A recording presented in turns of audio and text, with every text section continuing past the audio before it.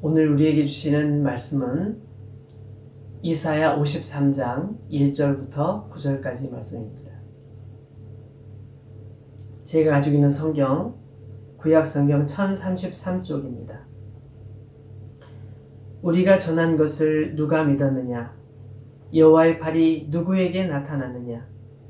그는 주 앞에서 자라나기를 연한 순 같고 마른 땅에서 나온 뿌리 같아서 고운 모양도 없고 풍채도 없은즉 우리가 보기에 흠모할 만한 아름다운 것이 없도다.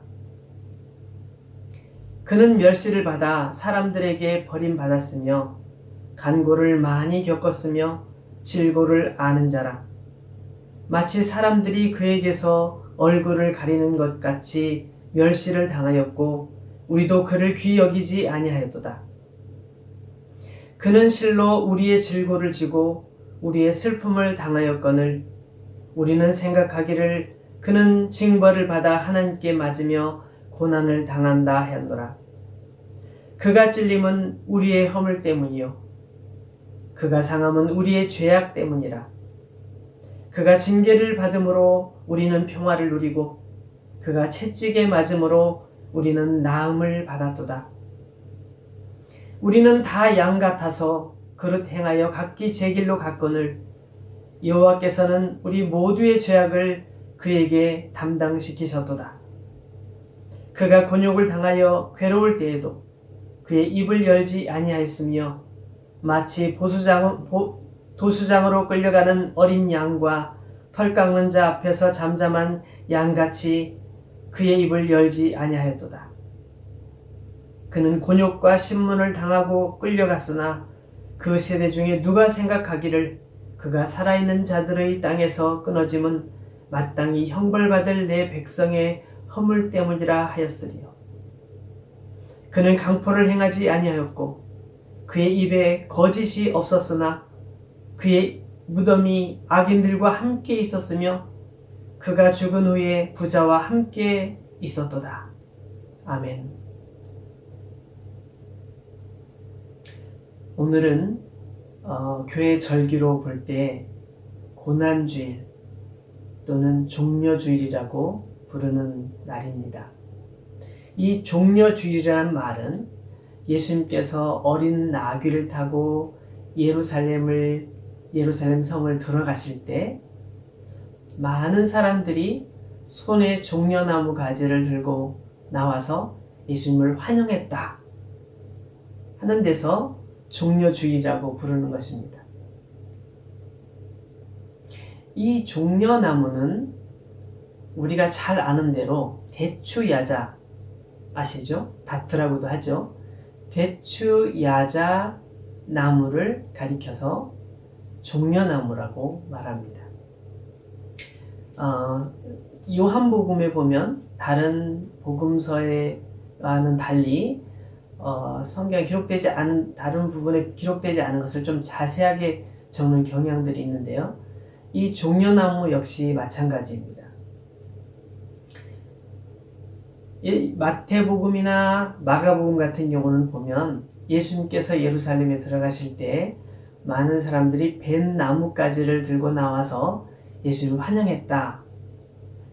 그렇게 적어놨어요. 벤 나뭇가지를 들고 와서 예수님 앞에 깔면서 예수님이 그것을 밟고 지나가시도록 그렇게 했다고 나와 있는데 요한복음에는 그 나무가 종려나무였다.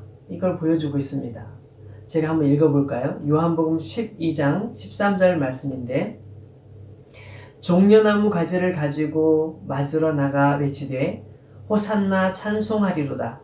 주의 이름으로 오시는 이 곧 이스라엘의 왕이시여 하더라. 여러분, 그들은 왜 종려나무 가지를 흔들었을까요? 왜 종려나무 가지를 예수님 앞에 깔았을까요? 이스라엘 역사를 좀 거슬러 올라가야 되는데요. 이건 바벨론 포로 시기 이후부터 이스라엘 사람들은 이 승리를 상징하는 나무로 종려나무 가지를 사용했습니다. 예수님께서 예루살렘을 입성하던 그 시기는 바로 6월절 가까운 때였어요. 유월절이 어떤 때죠? 이스라엘 민족이 이집트에서 노예 생활을 하다가 노예로서 희망 없는 삶을 살다가 해방되었던 날이 6월절 절기죠. 해방되면서 지켰던 절기가 6월절이라는 절기입니다. 노예 생활에서 벗어난 것을 기념하기 위해서 6월절이라는 절기를 이스라엘 사람들은 꾸준히 지켜왔어요. 근데 6월절이 가까워 오고 있을 때 예루살렘으로 예수님께서 들어가셔요. 이게 어떤 의미가 있을까요?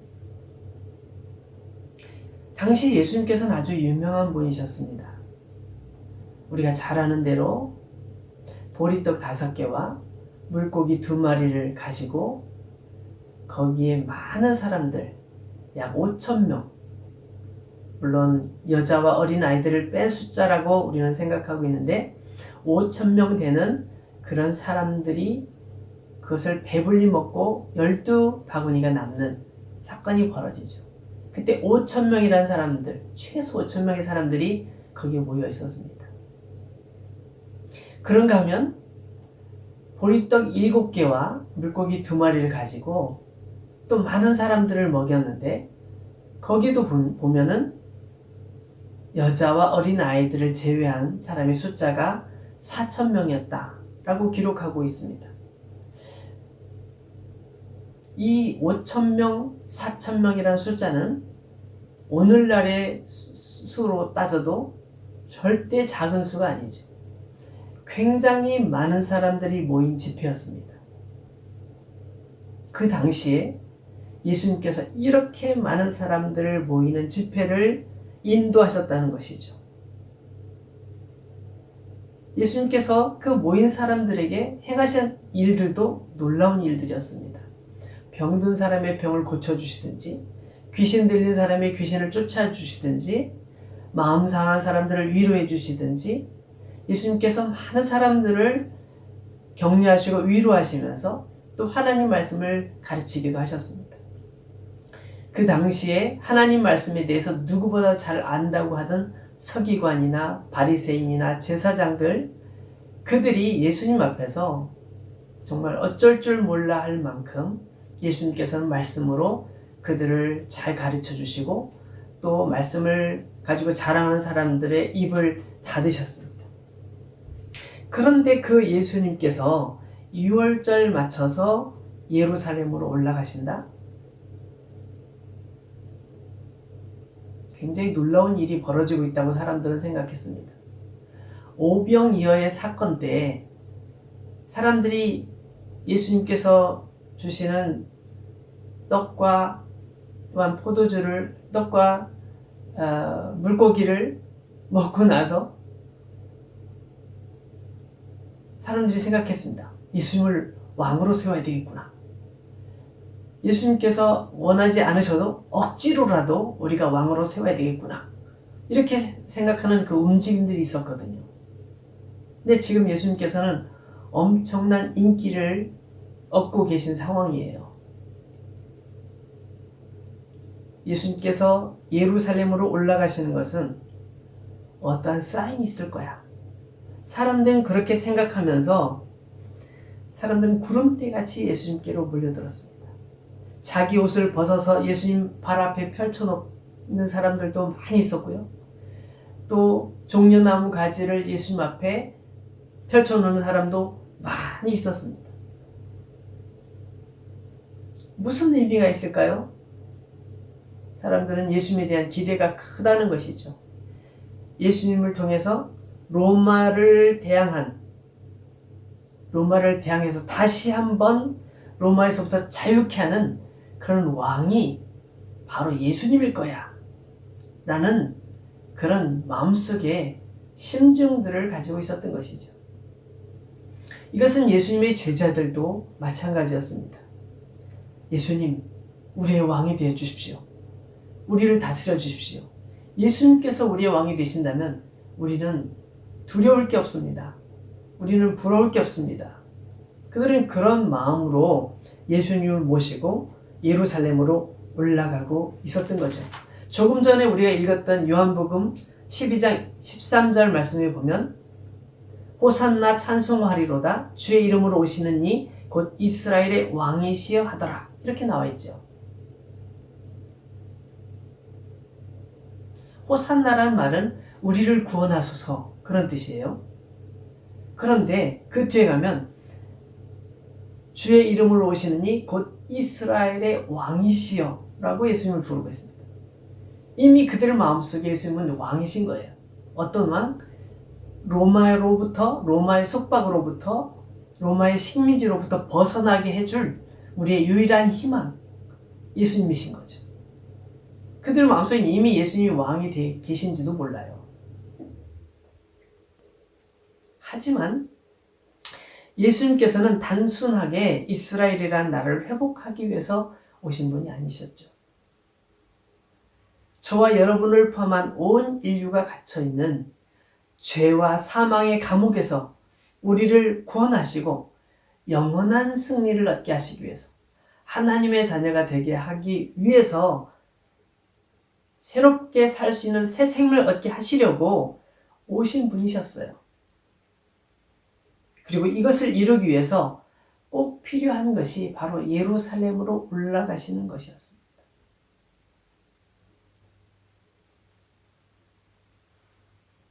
왜 꼭 필요하셨을까요? 바로 예루살렘에서 온 인류의 죄를 위해서 대신 죽임을 당하셔야 했기 때문입니다. 저와 여러분을 대신해서 죽기 위하여 예루살렘으로 가고 계셨던 것이죠. 그래서 예수님께서는 틈만 나면 당신의 죽으심에 대해서 계속 말씀하셨어요. 나는 죽게 될 거야. 죽은 뒤 3일 만에 다시 살아날 거야. 계속 예수님께서는 말씀을 하셨습니다.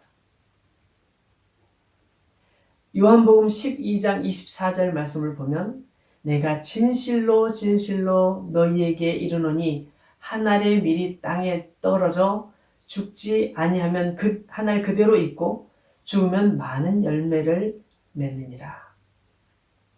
무슨 얘기입니까? 예수님의 죽으심에 대한 말씀이지요. 마태복음 16장 21절 말씀을 보면 이때로부터 예수 그리스도께서 자기가 예루살렘에 올라가 장로들과 대제사장들과 서기관들에게 많은 고난을 받고 죽임을 당하고 제3일에 살아나야 할 것을 제자들에게 비로소 나타내셨다.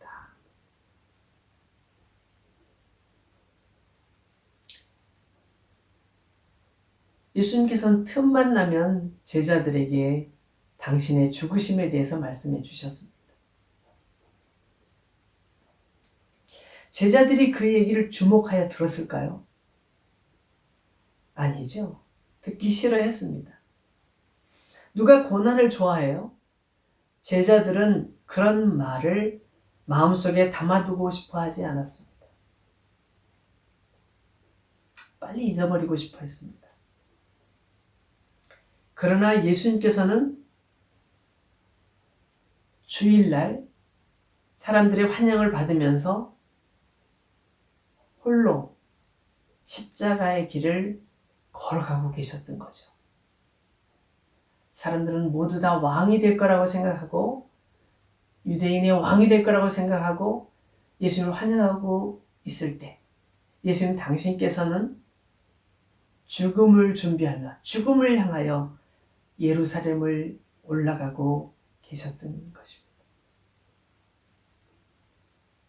그리고 한 주간 동안 고난과 십자가의 죽음을 실제로 겪으시게 되었던 거죠. 그래서 우리는 이날을 고난주일이라고 말하고 한 주간을 고난주간이라고 말하는 것입니다.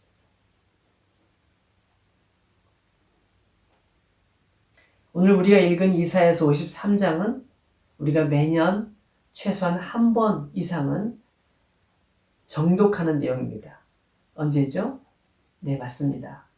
고난주일, 우리가 성찬식 하는 날 꼭 이 말씀을 함께 읽습니다. 그런데 저는 이 말씀을 읽을 때마다 항상 놀랍니다. 이 말씀은 예수님께서 오시기 700년 전에 이사야 선지자가 기록한 내용입니다. 그런데 정말 소름이 끼칠 만큼 예수님에 대해서 정확하게 기록해 놓고 있는 것입니다.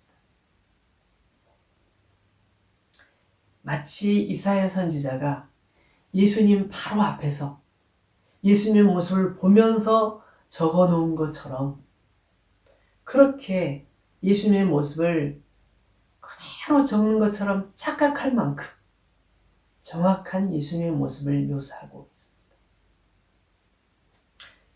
오늘은 잠시 이사야가 기록했던 글을 통해서 예수님께서 당하셔야만 했던 고난의 모습과 그 의미에 대해서 살펴보면서 여러분과 함께 은혜를 나누고자 합니다. 놀라운 것은 메시아에 대한 이 위대한 예언의 시작이 안타까운 내용으로 시작된다는 것입니다. 안타까운 내용으로. 그리스도께서 이루실 위대한 구속의 사역을 전하기 전에 먼저 그분에 대한 우리 인간들이 가지게 될 불신앙적인 태도, 그것에 대해서 안타까움을 표하는 고백이 적혀져 있습니다. 이사야 선지자가 전한 첫 번째 메시지는 뭡니까? 우리가 전한 것을 누가 믿었느냐? 원본에 보면 우리가 전한 것은 이란 표현보다는 우리가 들은 것은 이란 표현이 더 정확합니다. 우리가 들은 것을 누가 믿었느냐? 하나님께서 주신 이 위대한 메시지를 사람들이 듣기는 듣지만 다 들어서 다 알고 있지만 그것을 누가 믿었겠느냐? 누가 믿었느냐? 믿지 않는다는 거죠. 듣기는 다 들어서 다 알고 있으면서도 그걸 믿지 않는다는 거예요.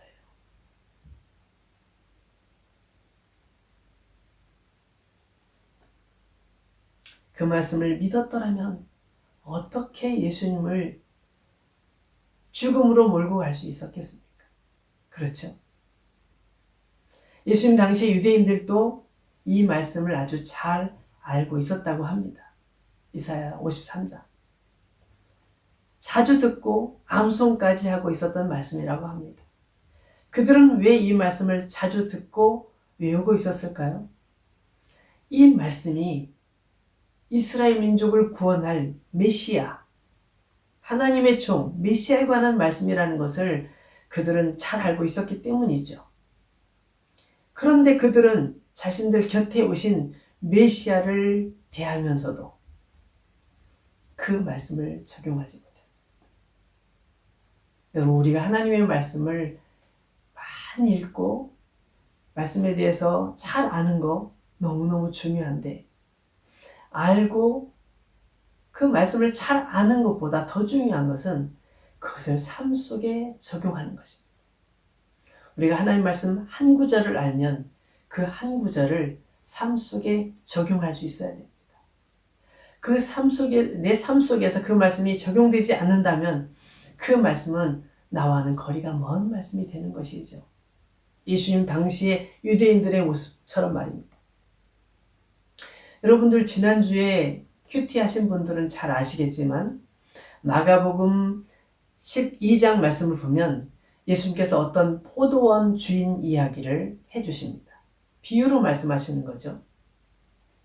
어떤 사람이 포도원 농장을 만들었습니다. 울타리도 잘 만들고 포도즙 짜는 시설도 잘 갖추고 또 혹시나 어디 도둑이 올까 해가지고 높은 망대를 만들어서 망대도 잘 완성을 했습니다. 그리고 일하는 농부들을 불렀습니다. 내가 사정이 있어서 외국에 좀 다녀올 일이 있습니다. 그러니까 내가 없는 동안 우리 농장을 잘 맡아서 관리를 해 주십시오. 수확기가 되면은 내가 내 종들을 보낼 테니까 그때 나에게 일정한 부분, 일부분을 주시고 나머지 부분들은 다 여러분들이 알아서 잘 나눠 가지시기 바랍니다. 이렇게 얘기를 하고 타국으로 해외로 떠난 거예요. 그리고 이제 어느 정도 기간이 지나서 추수할 때가 된 거예요. 그래서 이제 추수가 거의 끝났겠구나. 이제 내가 종을 보내서 수확의 일부를 좀 가져와야 되겠구나 해서 종을 보냈어요. 근데 종이 심하게 두들겨 맞고 돌아온 거예요. 빈손으로. 이상하다. 이럴 리가 없는데 다시 다른 종을 보냈어요. 그랬더니 이번에는 막 머리를 때리고 막 모욕을 하고 또 빈손으로 보낸 거예요. 이상하네. 무슨 일이지? 또 다른 종을 또 보냈어요. 이 종들이 뭘 잘못했나? 다른 종을 또 보냈어요. 죽여버린 거예요.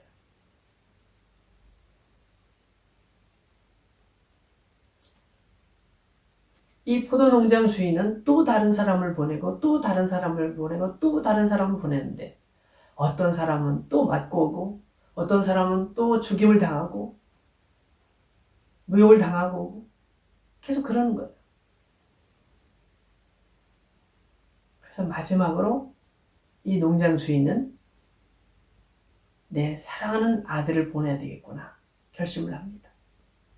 그래도 내 아들이니까 나를 생각해서 내 아들은 그래도 존경하겠지, 존중해 주겠지 라고 생각합니다.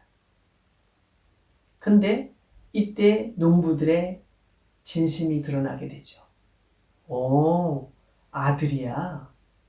이 아들을 죽이면 이 농장은 다 우리 것이 되는 거니까 아들을 죽여버리자.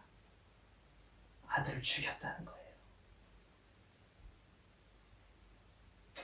예수님께서 이 말씀을 하시니까 이 말씀을 듣던 사람들이 참 감동하고 은혜를 받았는데 또 재밌게 들었는데 일부 사람들은 그 얘기가 너무너무 괴로웠어요. 왜냐하면 자기들 얘기니까. 기회만 된다면 예수님을 죽여야 되겠다 생각하는 사람들, 그런 사람들이 있었던 거죠. 그들은 예수님의 말씀을 똑같은 자리에서 똑같이 들으면서 그들 마음속에 그 말씀을 받아들이지 못하는 거예요. 우리가 저런 잘못을 하고 있구나.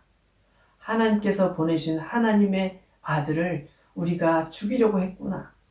이러면 안 되겠구나. 이렇게 생각하고 돌이켜야 되는데 적용은 그렇게 적용하지 못하고 거기에 귀를 닫아버린 거죠. 말씀을 듣지 않는 거죠.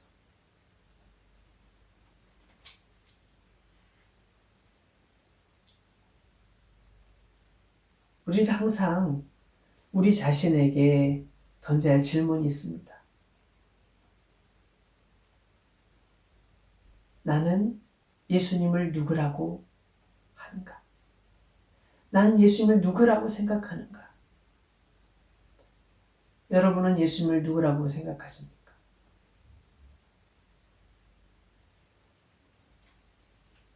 여러분에게 있어서 예수님은 어떤 분이십니까? 여러분의 구주이신 것이 맞습니까? 여러분을 구원하신 주님이신 것이 맞습니까? 그렇다면 여러분은 주님을 어떻게 대해야 하겠습니까?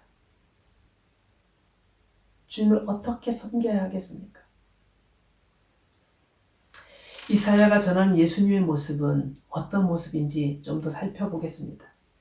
이사야가 지적하는 예수님의 첫 번째 모습은 사람들의 주목을 받지 못하신 분이었다는 것입니다. 2절 말씀 보시면 그는 주 앞에서 자라나기를 연한 순 같고 마른 땅에서 나온 뿌리 같아서 고운 모양도 없고 풍채도 없은즉 우리가 보기에 흠모할 만한 아름다운 것이 없도다. 여러분, 예수님의 외적인 모습은 사람들의 시선을 끌 만한 특별한 것이 없었다는 것이에요. 그는 목수의 아들이었어요. 엄청난 재력가의 가문이 아니었습니다. 그 당시에 유명한 정치가의 가문의 사람도 아니었습니다. 사람들은 뭔가 외부적으로 드러난 능력을 갖출 때 그런 사람을 좋아하죠. 엄청난 재력을 갖추거나 무슨 권력을 갖추고 있으면 사람들이 그 앞에서 고개를 수그리는 경우들이 많습니다. 근데 예수님께서는 그런 부류의 분이 아니셨습니다. 비록 그분 속에 영원한 생명을 가지고 계셨지만, 우리가 그걸 주러 오셨지만, 사람들은 그것은 눈에 보지 못하고 눈에 보이는 것에만 예수님을 보려고 평가했던 것입니다. 근데 이사야는 이 말씀 끝부분에 이렇게 기록하고 있습니다. 우리가 보기에 흠모할 만한 아름다운 것이 없도다. 우리가 보기에.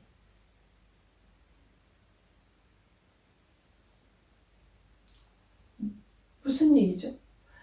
우리 역시도 그를 흠모하지 않았다는 솔직한 고백인 거예요. 우리도 역시 예수님에 대해서 제대로 알아보지 못했다는 것입니다. 3절 말씀은 어때요? 3절 말씀을 보실까요? 그는 멸시를 받아 사람들에게 버림받았으며 간고를 많이 겪었으며 질고를 아는 자라. 마치 사람들이 그에게서 얼굴을 가리는 것 같이 멸시를 당하였고 우리도 그를 귀히 여기지 아니하였도다. 와, 여기 예수님께서는 사람들에게 멸시를 받으셨고 버림을 받으셨어요. 예수님께서 구원하시려는 그 사람들에게 멸시를 받으셨고 버림을 받으셨어요. 견디기 힘든 고통을 많이 겪으셨어요. 사람들에게 무시를 당하고 침뱉음을 당하고 온갖 채찍과 조롱을 다 겪으셨죠. 그런 예수님에 대해서 이사야는 뭐라고 얘기합니까? 우리도 그를 귀히 여기지 아니하였도다. 이렇게 고백하고 있네요.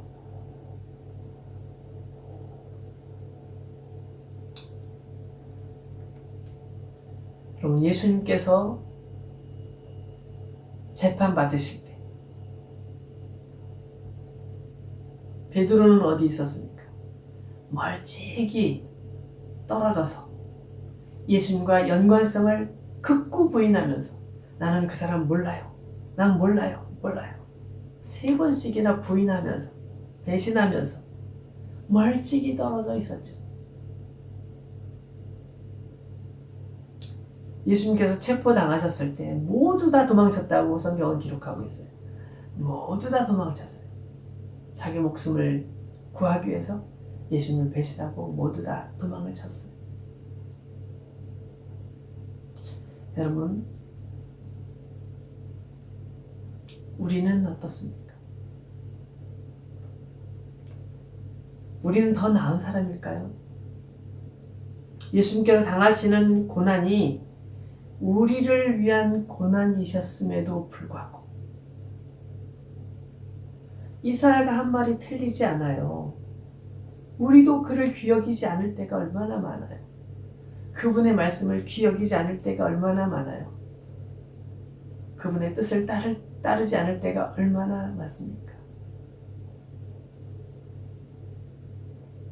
멀찍이 서서 예수님을 지켜보던 베드로처럼 걸음한 날 살려라 도망쳤던 제자들의 모습들처럼 우리도 그렇게 우리의 급박한 상황 속에서 위기라고 생각되는 상황 속에서 여러분 예수님을 헌신짝같이 버리지 않습니까?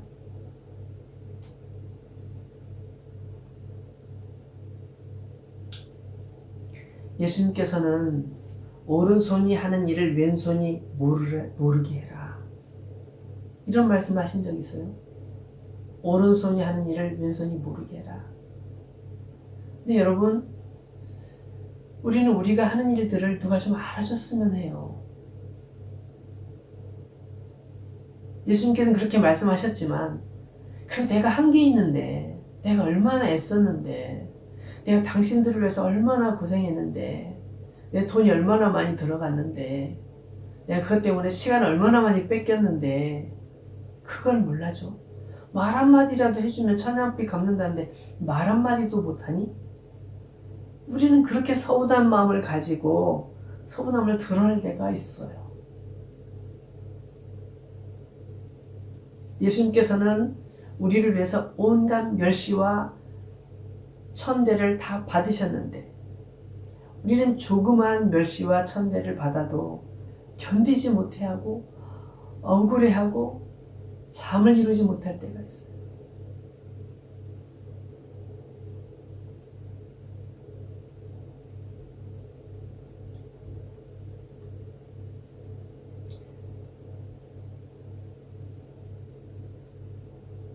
세 번째로 예수님께서는 어떤 분이라고 묘사하고 있습니까? 예수님께서는 우리를 위해 고난을 당하셨다. 좀 더 축소하면 나를 위해 고난을 당하신 분이시다 라는 말씀입니다. 한번 볼까요? 4절 그는 실로 우리의 질고를 지고 우리의 슬픔을 당하였거늘 우리는 생각하기를 그는 징벌을 받아 하나님께 맞으며 고난을 당한다 하였노라.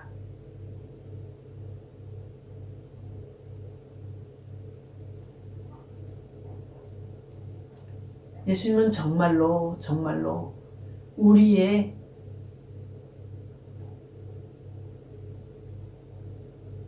삶을 위하여, 우리를 위하여 우리가 겪어야 될 질고를 지신 분이십니다. 우리의 슬픔을 대신 당하신 분이십니다. 우리의 모든 슬픔을 다 가져가길 원하신 분이십니다. 하나님께서 보시니 우리는 늘 그것을 남의 일처럼 생각하더라는 거예요. 우리는 생각하기를 그는 징벌을 받아 하나님께 맞으며 고난을 당한다 하였노라. 남의 일처럼 생각한다는 거예요. 그건 예수님의 일이죠. 내 일은 관계없어요. 나하고 관계없어요. 라고 생각한다는 거예요. 사랑하는 여러분, 우리가 혹시 그런 모습은 아닌지 이 고난 주일에 한번 생각해 봤으면 좋겠습니다. 예수님께서는 제사장들에게 불법적인 재판을 받으신 후에 빌라도 총독에게 넘겨지십니다. 로마 총독 빌라도는 자신의 법 상식으로 볼 때 도저히 예수님을 수가 없었습니다. 예수님을 예수님을 사형시킬 만한 아무런 죄를 찾지를 못했습니다. 아무런 단서가 없었어요. 그럼에도 불구하고 예수님을 사형에 언도합니다. 왜 그렇죠? 폭동이 일어날까봐, 내 정치적인 위상이 흔들릴까봐, 나에게 손해가 날까봐.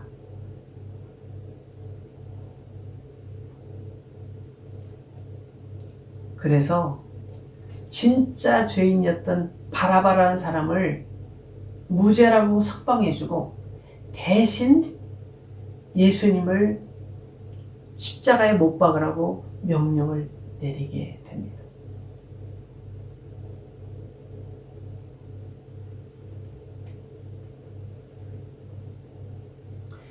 여러분, 우리는 우리의 판단 속에서 이렇게 재판했던 빌라도를 비난할 수 있고, 또 그 당시에 불법적인 재판을 했던 그 당시의 제사장들을 우리가 비난할 수 있습니다.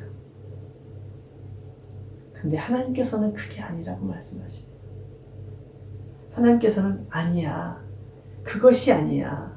그것은 바로, 그의 죽음은 바로 너의 죄를 위한 것이란다. 너희를 위한 나의 사랑이란다 라는 걸 보여주십니다. 그 다음 절 보시죠. 그가 찔림은 우리의 허물 때문이요, 그가 상함은 우리의 죄악 때문이라. 그가 징계를 받음으로 우리는 평화를 누리고 그가 채찍에 맞음으로 우리는 나음을 받았도다.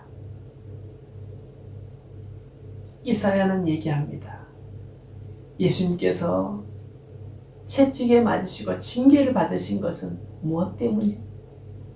그렇습니다. 바로 우리의 허물 때문이고 우리의 죄악 때문이라는 거예요.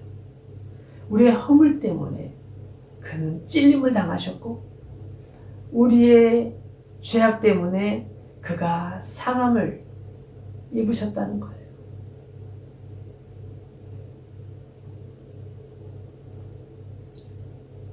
바로 나의 이야기라는 것이죠.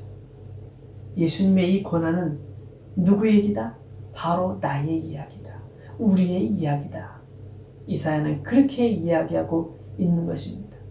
예수님의 고난의 수혜자가 누구냐? 바로 우리 자신이라는 것을 그는 강력하게 지적하고 있는 것입니다. 우리가 당해야 했던 징벌을 예수님께서 받으셨고 우리가 받아야 했던 저주를 예수님께서 다 받으신 것입니다. 예수님께서 십자가 위에서 물과 피를 다 쏟으신 후에 다 이루었다. 다 이루었다라고 말씀하셨습니다. 다 이루었다는 말씀을 온 힘을 다해서 외치신 후에 운명하셨다고 성경은 기록하고 있습니다. 무엇을 다 이루었다는 것일까요? 드디어 우리의 모든 죄와 허물을 다 씻으셔서 눈과 같이 희어지게 양털같이 희게 그렇게 만들어 주셨다는 예수님의 선언인 것이죠. 우리가 더 이상 죄에 매이지 않도록 더 이상 허물에 매이지 않도록 우리를 축복하시는 예수님의 마지막 선포셨던 것이죠. 사랑하는 여러분, 이사야는 이렇게 이야기합니다. 그가 징계를 받음으로 우리는 평화를 누리고 그가 채찍에 맞음으로 우리는 나음을 받았도다. 우리는 다 양 같아서 그릇 행하여 각기 제 길로 갔거늘 여호와께서는 우리 모두의 죄악을 그에게 담당시키셨도다.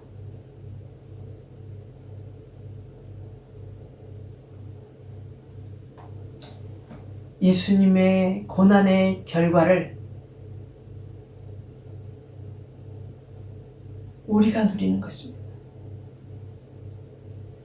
예수님의 그 고난의 결과를 예수님을 배신했던 제자들, 예수님을 죽이려 했던 로마 병사들, 예수님을 재판했던 빌라도, 제사장들, 모든 인류를 위해서 예수님께서 아낌없이 주셨던 것이죠. 저와 여러분이 역시 그 수혜자들인 것이죠.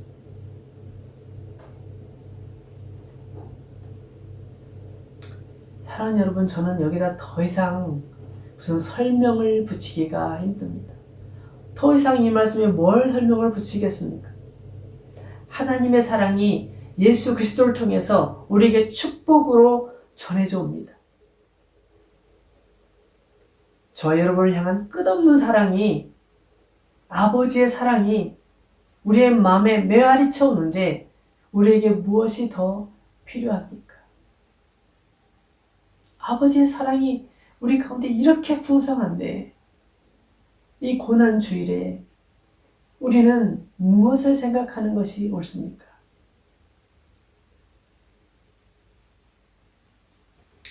예수님께서는 십자가 위에서 마지막 물과 피를 다 쏟으시면서도 끝까지 참고 인내하셨습니다.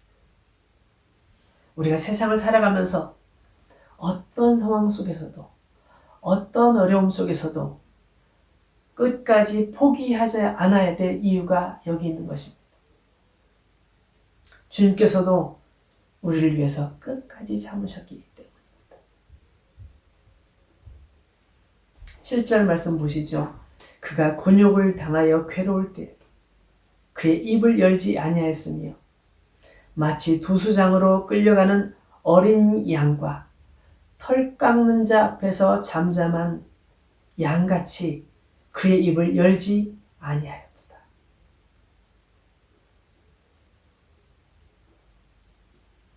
맞습니다. 예수님께서는 우리를 끝까지 사랑하셨습니다. 그의 생명 다할 때까지, 온 몸의 피가 다 빠져나갈 때까지 그는 참으며 우리를 사랑하는 것을 확인시켜 주셨습니다. 우리는 그 사랑을 받은 사람들입니다. 그 사랑을 누려야 할 사람들이고 누리고 있는 사람들입니다. 그가 찔림은 바로 우리를 향한 하나님 아버지의 측량할 수 없는 사랑, 아버지 하나님의 사랑인 것입니다. 사랑하는 여러분, 이번 한 주간 동안 우리는 고난주간, 주님의 고난을 좀 더 깊이 묵상하면서 보냈으면 좋겠습니다. 우리도 예수님의 사랑을 가지고 살아가는 한 주가 되었으면 좋겠습니다. 예수님의 사랑을 받은 사람으로서 어떻게 살아야 할 것인지, 우리는 어떤 인생을 살아야 될 것인지, 어떤 사람이 되어야 될 것인지, 앞으로는 어떻게 살 것인지 새롭게 설계하는 저와 여러분들이 되었으면 좋겠습니다.